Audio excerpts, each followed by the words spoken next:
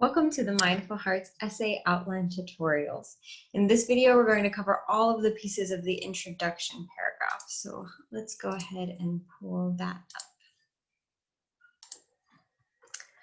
All right, so this over here is the section at the top is what we're going to be covering in this outline. And we are covering outline basics because outlines help you organize your thoughts in a clear and obvious way.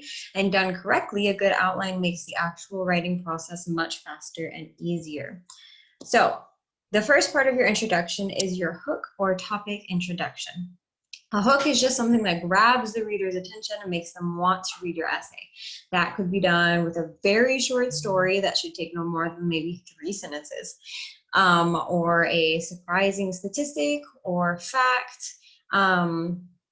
Another option for starting out is to just jump right in and introduce your topic, which in this example over here is the book that I analyze in the essay. So this option is usually more fit for academic essays where you need to cut straight to the point.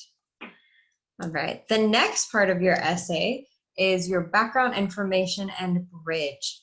You only have to add the background definitions and information if doing so is necessary to understand your thesis. Your bridge, on the other hand, will always be used. It's called a bridge because it literally connects or bridges the gap between your general topic, which in this example over here is the book as a whole, and narrows it down to your more specific thesis or argument.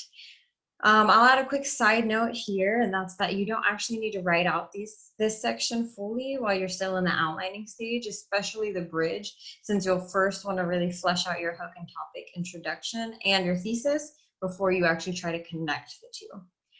So if you leave it blank on your outline and fill it in whenever you're actually writing your essay, that's totally okay.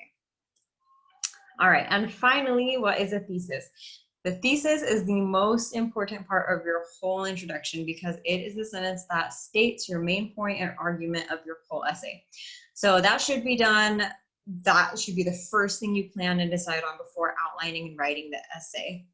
A good thesis usually includes what's called a roadmap as well, and a roadmap is usually found in the second half of the thesis statement and just provides the reader with clear expectations for the organization of your essay.